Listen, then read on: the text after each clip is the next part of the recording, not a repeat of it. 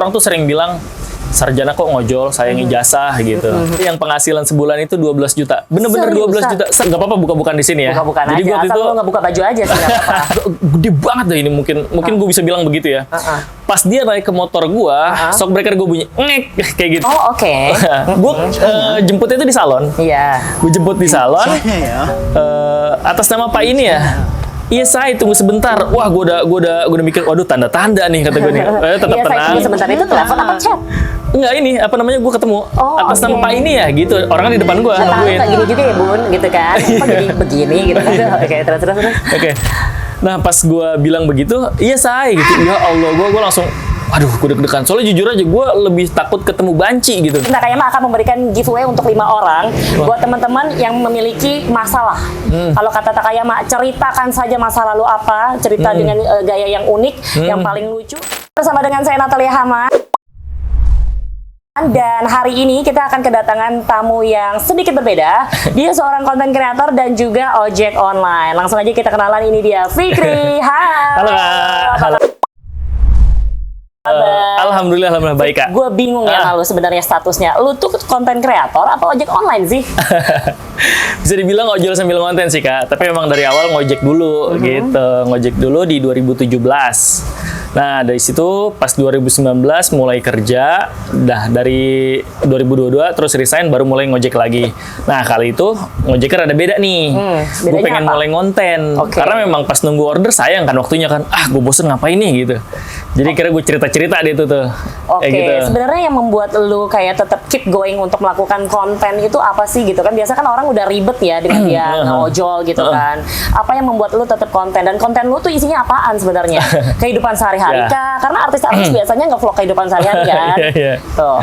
Jadi sebenarnya pertama itu pas gua ngonten itu emang gue seneng take video kan Kak. Gue tuh seneng foto tapi bukan untuk di-post awalnya. Oh, bukan narsis gitu ya? Bukan. Ya? Okay. Nah, bahkan Instagram gue sebelumnya tuh jarang ada foto gue, sedikit banget.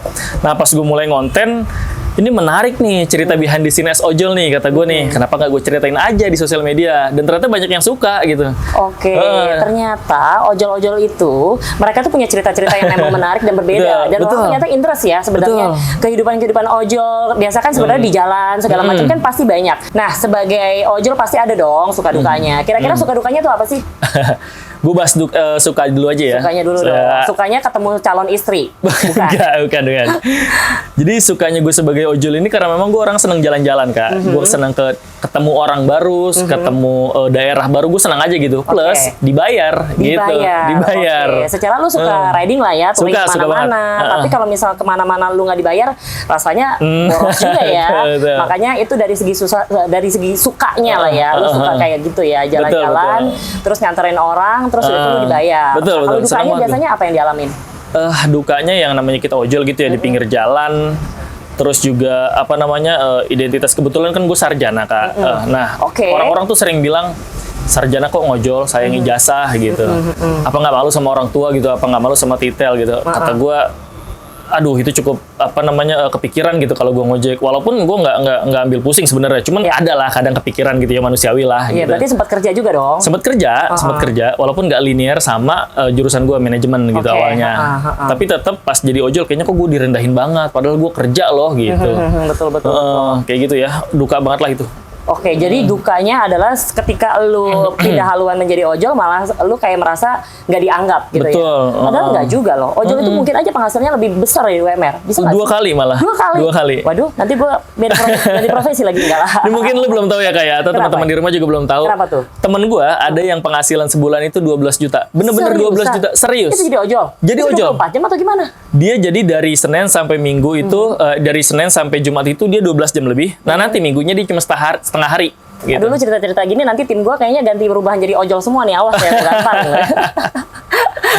Oke, segitunya. Kayak gitu, benar. Tapi nggak cuma hanya enak dapat uangnya juga dong. Betul. Pasti ada duka-duka lainnya. Pasti, itu sebanding lah. Sebanding lah dengan, karena kan gini, kalau kita ngomongin ojol berarti sebenarnya lu punya apa ya? Lu punya senjata itu motor lu. Betul. Setuju nggak? Betul. Nah, dari sisi motornya juga harus punya motor yang seperti apa nggak? Terus apakah lu harus ganti spare part terus nggak? Terus udah itu belum lagi nanti rewel dan lain-lain, itu termasuk duka juga dong. Betul. Sebanding nggak dengan lu bilang dapat income seperti itu? Pasti apa ya. harus pinter-pinter? Pasti berbanding lurus sih. Jadi apa namanya, dengan motor yang kita pakai segitu berat, pasti spare part yang apa namanya ada di motor juga cepat aus. Itu sebanding udah pasti. Oke, jadi sebenarnya karena lu juga kuliah manajemen, lu juga harus bisa memanajemen spare part yang harus lu pakai Betul. dong untuk motor lu. Betul. Oke, sebelum ngomong ke sana nih, aku punya pengalaman. Kemarin temen aku baru cerita gitu kan. Ini gue pengen nanya nih the real-nya dari seorang ojol. Karena kemarin temen aku nge-order nih, ya kan. Nah, pada saat si ojol itu nyampe, dia nanya, "Kak, ini nggak salah nih?" Enggak kok, bener. Yakin Kak nggak salah? Nah, temen aku bingung dong. Biasanya kalau nggak salah itu kan alamat, ya kan? Enggak kok, bener. Ini mukanya Bapak kan? Ini muka saya kan? Nggak salah kok, alamatnya ke sini. Enggak, apa nggak salah? Kakak order saya. Soal kakak badannya mohon maaf nih besar banget. Emang masalah banget ya gitu ya? Hah? Gue nggak ngerti deh. Itu masalah lu nggak mau ngangkat? Apa takut motor lu rusak sih sebenarnya? Jadi kalau di ojol ini kita emang apa ya, random banget ya penumpangnya ya. Kita nggak bisa nebak, aduh ini gue dapat penumpang yang kecil gitu, atau kayak teman kakak tadi penumpang yang cukup besar, maaf gemuk gitu ya. Jadi yang kita takutin sebenarnya tuh ini keberlangsungan spare part kita nih gitu. Jadi kalau gue dapet customer yang kayak gitu, gue jujur aja nggak bisa ditolak dan gue udah resiko. Ya udah wassalam dah ini, entah daripada ditolak lu ratingnya kecil ya kan.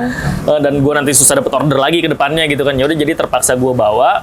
Tapi gue udah paham, waduh resiko gue nih shock breaker gitu. Shock breaker ya? Kalau misal beban tuh shock breaker ya? Shock breaker. Kerasanya gimana sih? Nah ini nih yang pertama gue dapet nih. Ini gue langsung nggak apa-apa buka-bukan di sini ya. Buka-bukan jadi aja. Asal itu lo nggak buka baju aja sih nggak apa-apa. Jadi waktu itu gue dapet. Ini pelajar ya. Wah gue nganterin itu agak gede banget deh ini, mungkin gue bisa bilang begitu ya. Pas dia naik ke motor gue, shock breaker gue bunyi ngek kayak gitu tuh. Asli bunyi kayak gitu. Ngek. Asli ngek. Wow, soalnya saking ngek ya gitu ya. Asli saking langsung gemuknya. putus kan? Enggak, alhamdulillah nggak langsung patah. Oke, terus apa yang di perasaan lu saat itu? Nah dari situ gue udah mikir, ya Allah, nggak apa-apa lah, gue bawa aja lah. Insya Allah ntar ada rezeki lagi buat gue dapat ganti shock breaker gitu. Oke, nah, lu kepikirannya kalau memang ganti shock breaker itu seharusnya seperti apa sih gitu? Karena sekarang gini, kalau lu ganti juga terus setiap, ibaratnya seminggu sekali, lu dapatnya customer yang kayak begitu gitu. Lu kan nggak bisa milih tuh. Betul. Nah, solusi lu apa tuh sebenarnya? Nah, paling gue ini aja sih Kak. Gue juga apa namanya udah sering gonta-ganti spare part shock breaker kan. Ya. Jadi gue cari itu gimana caranya gue sebagai ojol ini tetap dapat orderan, walaupun gue random dapat customer yang gede gitu, yang gemuk. Nah, tapi gue cari shock breaker dengan harga murah, tapi kualitasnya sama-sama sama yang gue pakai sekarang gitu. Oh, oke. Shock breaker seperti apa sih sebenarnya yang lu lihat? Kalau gue lebih ke kecocokan aja sih Kak, sama apa namanya ketahanan gue sebagai ojol yang bawa penumpang beban gitulah. Kayak gitu. Nah sekarang ini lu berarti pakai shock breaker dari Takayama dong? Gue pakai Takayama sekarang. Seperti yang tadi kamu cerita juga tuh tadi di belakang gitu kan. Nah menurut kamu apa perbedaan ketika lu pakai shock breaker dari Takayama dan kenapa lu pilih Takayama gitu? Apakah dari segi mungkin ketahanannya kah, atau dari segi harganya kalau dikali panjang kali lebar gitu kan, atau dikali umur dikali apanya segala macam itu lebih hemat sih Kak gitu, gue sebagai ojol atau gimana tuh? Kalau gue yang sebagai ojol nih ya, gue mikir harga lah pasti. Nah, harga ini gue juga agak kait-kaitin sama kualitas. Walaupun gue nggak berharap kualitasnya seperti tinggi banget gitu. Seperti ori ya. banget nggak. Cuman cukup sampai apa namanya mendekati lah. Nah, makanya gue jatuh pilihan ke Takayama kan. Itu dengan harga yang lebih murah, gue bisa dapat kualitas yang hampir mirip sama kualitas aslinya gitu, yang dari genuine aslinya motor gue gitu. Oh, oke. Nah, bicara soal shock breaker tadi udah. Biasanya kalau misalnya dengan customer yang bebannya bukan beban hidup ya, bebannya yang memang berat itu, kira-kira apalagi yang masalah dari motor? Biasanya kalau apa namanya, kalau motor yang sering dipakai kayak gituan Kak, otomatis spare part itu cepet aus, pasti cepet aus. Spare part cepat aus itu mempengaruhi tarikan kah atau apa biasanya? Iya, mempengaruhi tarikan. Oh, tarikannya. Tarikan kalau ngegas itu bener-bener nggak jalan gitu lah ya? Rada lemot mungkin. Oh, rada lemot gitu ya, lola ya, loading lama ya. Oke, dan itu berarti masalahnya part bagian mana? Nah, biasanya sih gue yang sering gue perhatiin tuh part CVT Kak, soalnya paling gampang kan dia kelihatan. Tinggal dibuka apa namanya body CVT-nya langsung kelihatan. Biasanya kalau gue itu apa namanya ngeganti itu biasanya kayak roller, terus kampas ganda, kayak gitu-gitu. Kayaknya kalau ngomongin kampas ganda ini paling sering juga dialami ya. Betul. Dan juga ibaratnya orderan paling banyak itu soal kampas ganda. Itu harus berapa kali ganti sih sebenarnya, dan bagaimana rawatnya sih menurut kamu? Kalau gue pribadi ngeganti kampas gandanya, gue ngelihat dari servis rutin. Contoh, gue servis rutin itu kalau gue lagi gacor banget sebulan gitu ya. Gue itu sekitar 30-40 hari gue udah harus servis CVT. Nah, dari situ gue ngecek nih, ini kira-kira bisa buat bertahan berapa bulan lagi nih, kayak gitu. Misalnya bulan depan ganti, gue ganti langsung. Jadi gue harus ngeganti itu kalau si lapisan kampas gandanya udah tipis, itu biasa harus gue ganti tuh. Gitu. Nah, lu kan juga tadi cerita kan bahwa lu punya pengalaman juga nih mengganti kampas ganda lu punya sendiri kan. Karena kan lu udah di bidang ojek ini kan udah lama. Pasti lu gonta-ganti spare part dan lu juga ngeriset kira-kira spare part yang cocok itu apa. Ada cerita nggak yang lu bisa ceritain juga ke teman-teman Takayama?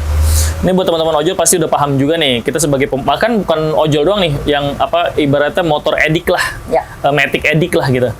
Kita udah sering banget ngeracik CVT kan. Nah, ngeracik CVT ini sesuai sama kebutuhan kita. Kebetulan gue ini sebagai ojol yang bawa beban penumpang, otomatis gue butuh yang selain dari ketahanan sama harga yang kualitas yang lumayan gitu lah, cocok sama kantong gue sebagai ojol gitu.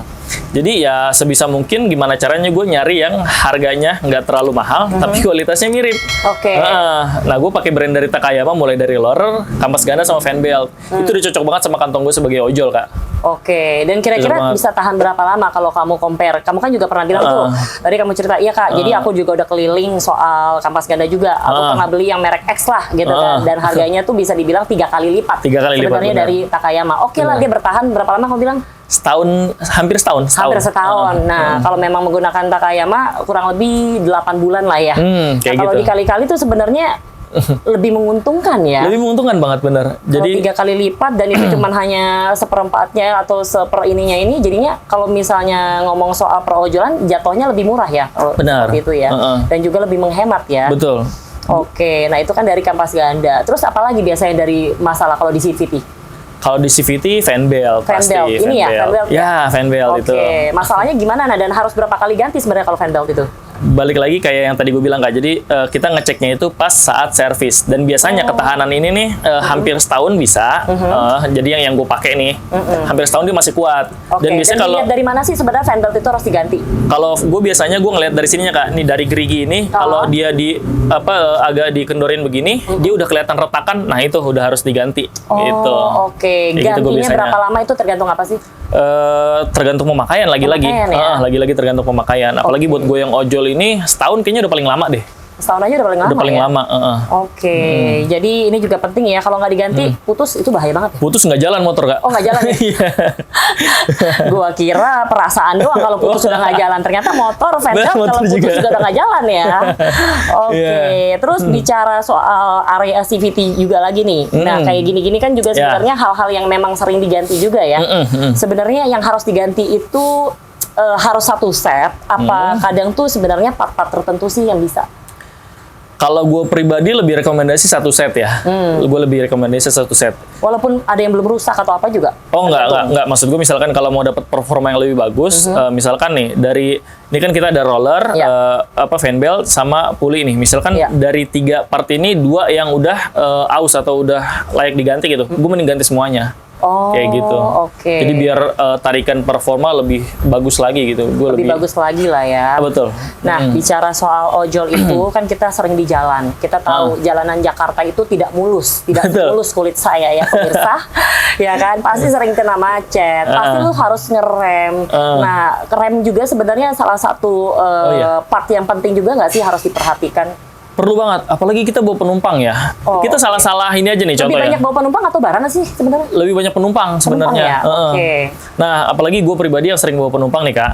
Jadi kalau gue di jalan itu, ibaratnya gue bukan resiko diri gue sendiri, gue bawa penumpang yang harus gue tanggung resikonya gitu. Makanya gue harus pastiin motor gue tuh perfect lah, mulai dari spare part semuanya, pengereman. Nah, rem juga salah satu yang penting menurut gue.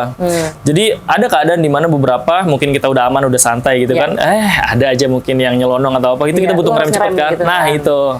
Kayak gitu. Jadi gue harus punya harus gue sediain lah gitu. Dispatch sama rem belakang gue yang harus selalu gue cek gitu. Itu jadi harus dicek ya. Ceknya berapa kali sekali sih sebenarnya? Waktu itu biasanya sih gue per 3 bulan itu udah paling lama. Dan rem itu sebenarnya harus diganti tergantung situasi dan kondisi dari rem itu. Dilihat dari apanya sih? Kalau di rem itu dia ada ini Kak, lapisannya tuh. Lapisan yang dia ketemu sama piringan remnya. Nah, di situ bisa kelihatan tuh kalau udah tipis itu waktu diganti udah gitu. Oh, oke. Seperti itu ya. Nah, tadi kan udah cerita-cerita juga nih sebagai ojol dan juga konten kreator. Gue penasaran sebenarnya konten-konten lu kalau di Instagram ataupun di TikTok itu kontennya tentang ngebahas tentang apa sih? Jadi gue seneng banget Kak, cerita tentang gue kalau ketemu customer kayak gimana gitu. Terus gue ceritain bla bla bla, tapi tetap gue tutup identitas customer gue gitu. Jadi gue pengen customer itu tahu ojol itu bukan cuma sekedar dia pesen naik diantar selesai. Enggak, gue pengen teman-teman yang di rumah tuh tahu gimana sih ojol nih kesehariannya selain ngojek gitu. Oke, banyolnya gitu. gimana, persahabatannya gimana, suka dukanya juga gimana, menghadapi customer. Kadang kan lu cuma bisa terima bintang doang ya, soalnya ya kan. Nah, kalau cerita unik sendiri, ada nggak sih cerita unik kayak seputar customer, seputar ojol kan berhubungan dengan motor lah ya. Gitu, apapun cerita unik apa yang menurut lu yang bisa lu share ke teman-teman juga semua? Gue pernah nih, ini tahun lalu, gue posting di TikTok, itu sampai dapat 21 juta views. Nah, gede banget ini, gue kaget tuh. FYP banget. Bahkan itu yang ngedongkrak followers sama viewers gue sampai sekarang kayaknya. Iya, biasanya seperti itu. Nah, tepat banget tahun lalu kayaknya di bulan yang sama. Nah, gue dapat dari Kelapa Gading deket ke perumahan area Kelapa Gading juga. Gue dapat ini agak lekong. Why are you running? Why are you running? Oh, oke. Gue jemputnya itu di salon. Iya. Gue jemput di salon. Atas nama Pak ini ya. Iya, saya tunggu sebentar. Wah, gue udah mikir, waduh tanda-tanda nih kata gue nih. Tetap iya, tenang. Saya tunggu sebentar itu telepon apa chat? Enggak, ini gue ketemu atas nama Pak ini ya gitu. Orangnya di depan gue nungguin. Kayak gini juga ya, Bun, gitu kan. Kok jadi begini gitu. Oke, terus. Oke. Nah, pas gue bilang begitu, iya saya gitu. Ya Allah, gue langsung aduh, gue deg-degan. Soalnya jujur aja, gue lebih takut ketemu banci gitu. Takut banget gue. Nah, pas dia naik kan, wah udah jentik banget dah jarinya, kakinya, naik gitu kan. Dia naik di jalan area Boulevard Kelapa Gading itu kan agak berlubang kan. Nah, itu posisi gue 40 km lah kira-kira. Dia nepok, Mas, pelan-pelan. Ini kalau gue lagi hamil keguguran deh gue gitu. Ya Allah, mulai dari situ. Masuk nah yang lebih seremnya nih. Kenapa? Jadi pas sudah mulai masuk kompleknya, itu gelap kan, kanan kiri tuh lampu mati, udah gitu banyak pohon rindang gitu kan. Di situ dia mulai cemek-cemek paha gua. Wah, gila, gua udah ngeri banget ini. Maksudnya kasih kode kiri kanan kali. Enggak. Dia ngomong apa tau gak? Dia ngomong gini nih. Ini bagus ya, pahanya kenceng nih, enak nih. Astagfirullah, gue langsung, wah cepetan kayak sampai gitu. Dan gak sampai situ aja, pas gue sampai, dia turun, ongkos waktu itu gue inget banget 14.500. Dia nego 14.000 aja boleh nggak sih? Gue nggak ada nih tanggal tua Cin. Iya nggak apa-apa Pak. Gitu. Emang bisa nego? Nggak bisa sebenarnya. Cuman karena gue udah dak-dikduk pengen cepet selesai aja. Gitu. Gue pengen cepet selesai aja. Udah cepet-cepet gue kabur. Di situ gue tahan stang motor gue begini. Mas, nomormu berapa? Allahu Akbar, gue makin deg. Itu posisi sepi banget Kak. Itu di jam 9 malam kira-kira udah sepi banget. Pas gue, Pak maaf, nggak ada, maaf nggak ada. Di jalan masuk ke pagar dia balik lagi, mau masuk dulu nggak ngopi, langsungnya kabur udah. Gue udah nggak mau panjang lagi, udah gue kabur langsung. Nggak mau panjang kali lebar lagi. Nggak mau, gue tapi kan setidaknya lu tahu dong alamatnya. Siapa tahu berubah pikiran kan langsung ya. Bisa langsung mampir gitu ya. Langsung mampir, wow. Dan itu gimana caranya kamu ceritanya hanya pakai kamera aja atau lu rekam? Enggak dong. Enggak. Karena nggak mungkin dong pada saat itu lu kepikiran untuk ngerekam every single thing kan. Jadi gue konsepnya ini storytelling ya. Jadi apa yang gue alami, gue susun dulu, gue pengen cerita gimana ya, pembukaannya gimana, pertengahannya gimana, terus closing nanti gimana, itu baru nanti gue mulai kayak gitu. Dan pakai mirror kamera aja gitu. Segampang itu ya, sesimpel itu. Sesimpel itu. Dan gue nggak tahu impactnya bakal segede gitu viewsnya gitu. Dan pastinya sebenarnya ini no hard feeling juga, ini just a job juga, bukan berarti gimana-gimana juga kan. Kan something yang mungkin ya bisa kita share lah ke teman-teman juga gitu kan. Bukan yang horor gimana juga kan, cuman yang memang agak nggak nyaman aja ya. Ternyata bukan penumpang aja yang nggak nyaman ya. Driver juga bisa nggak nyaman ya. Wah, seru juga ya ternyata ojol itu punya cerita-cerita unik yang sebenarnya bisa di-share. Sebenarnya berapa lama sih ngekonten gini? Kalau gue konten sebenarnya udah dari September tahun lalu, Kak. Oh, baru September, loh sebenarnya baru. ya. Setahunan barulah. Oke, Kayak emang gitu. ada background nge-host atau apa nih? Kayaknya mirip-mirip artis nih. Bintang Emon bukan sih? Bintang Emon. Bintang Emon. Ada banyak yang ngomong nggak sih sebenarnya? Waduh, itu di konten gue udah banyak banget, Kak. Udah jutaan orang kali yang ngomong. Oh iya. Bahkan gue takutnya tuh Bintang Emon risih. Gue takutnya begitu, soalnya sering nge-tag. Soal gaya ngomongnya juga mirip. Oh, mirip ya? Gitu ya. Lu boleh nge-tag, lu juga boleh ini kok nge-spill. Kalau dia kan ngebahasnya soal politik ya kan? Atau enggak nyindir-nyindir apa? Gue nggak berani itu. Nah, lu boleh lah nyindir-nyindir perojolan, tapi yang ibaratnya tapi ibaratnya yang positif way gitu kan. Ya. Nyindir soal siapa nih ya kalau bawa penumpang yang kalau misalnya bawanya bebannya beras, shock breakernya hancur. Gitu kan. Nah, lu boleh mungkin kayak dari hal-hal seperti itu juga lucu loh. Jadi lu sebenarnya biar lebih segmented aja sih sebenarnya lu punya konten kan. Benar-benar. Jadi lu bisa bahas soal itu. Tapi biasanya lu bikin konten apa aja sih selain cerita? Kalau gue selain storytelling itu, gue ada edukasi ke ojol juga, Kak. Jadi dulu awal-awal gue konten itu kan, gue tuh sering banget dapat curhat di jalan. Sepi nih orderan nih, gimana caranya biar rame gitu. Gue kasih tahu tuh langsung. Tapi kan gue kalau ngasih tahu ke orang cuma dia doang yang tahu kan. Ya. Nah, gue tuh pengen edukasi juga buat teman-teman ojol, gimana sih caranya? Lainnya lah ya. Gimana sih caranya ngojek yang efektif gitu. Ngojek nggak asal ngojek gitu. Dan ini berdasarkan pengalaman gue pribadi, bukan gue so tahu ya. Tapi emang pengalaman gue begini dan hasil yang gue dapat lumayan. Ya udah gue sampein deh tuh di TikTok gue, di Instagram gue, di YouTube gue gimana caranya gue ngojek, mulai dari gue keluar pagi, terus pemilihan sport order, terus dari jam-jamnya gue harus ada di mana kayak gitu sih, Kak. Oke. Dan termasuk juga lu bikin konten-konten bagaimana caranya memodifikasi motor-motor dengan parts yang betul tepat, ada gitu itu kan? ada gue pernah bahkan di TikTok gue ada segmen perawatan motor ojol, ada itu. Oh gitu. Ada, gue sengaja. Sengaja ya, karena sebenarnya itu kan hal-hal yang sering bakalan ditanyakan ya kan. Misalnya, bro, motor gue kampas remnya udah begini nih, gitu kan. Ibaratnya, lu kan nggak bisa dong ngasih tahu secara satu orang, lu pengennya share ke banyak orang juga kan. Gitu. Soalnya lu bikin konten yang seperti itu juga. Betul. Nah, bicara soal itu kan lu menggunakan partsnya Takayama. Lu emang tahu dari mana sebenarnya Takayama? Nah, awalnya gue ini apa ya, ibaratnya coba-coba, Kak. Coba-coba ya? Coba-coba. Okay. Soalnya gue coba di bengkel ini, dia bilang bagusnya begini. Gue coba di bengkel ini, bagusnya begini. Gue nggak percaya gitu. Akhirnya lu mendapatkan rekomendasi dari teman dari teman, dari teman. Dan gue cek, ini bener nggak sih bagus gitu. Setelah gue pakai percobaan pertama, enak loh, dengan harga segini gue udah enak banget lah motor gue. Tarikan pertama udah enak, terus juga ya bisa dibilang gue agak bisa lumayan saving gitu. Tadinya misalkan gue harus keluar 3 kali lipat, dan ini dengan sepertiganya aja gue udah bisa pakai gitu. Wow. Udah nyaman banget buat pengeluaran ojol, cocok lah. Cocok banget Cocok. ya. Sebenarnya itu juga salah satu yang kenapa Takayama juga ngelirik, wah ini si Bintang Emon, salah. Ini si Fikri nih luar biasa juga nih. Dia ojol, dia juga pemakai juga, dan dia menggunakan produk dari Takayama. Makanya kita juga mau ngangkat Fikri ini sebagai pengguna ini bisa share juga lebih nih ke teman-teman ojol, biar mereka bisa lebih memanage mereka punya apa ya ibaratnya penghasilan juga dari segi parts yang dia dipakai, bagaimana cara trik-trik mendapatkan ke customer, bagaimana juga mungkin caranya lu bisa apa ya sangat baiklah dengan customer sehingga mendapatkan bintang 5 gitu kan ya. Itu kan juga penting lah ya istilahnya. Nah, kalau misal di teman-teman ojol apa sih yang sering-sering dicurhatin selain mungkin ngomongin pribadi, keluarga atau pacar atau customer, apa aja sih yang bisa dibahas? Ini buat teman-teman ojol ya, gue udah paham banget, sering banget cerita ya masalah motor apa namanya, fan belt putus lah, terus suara tok-tok gitulah di CVT, kasar gitu. Kalau CVT ada bunyi kayak gitu tuh masalahnya di area mana sih sebenarnya? Itu biasanya ya, pernah waktu itu gue lagi bongkar di bengkel, datang motor ojol, pas dibuka itu CVT rollernya udah pecah nih.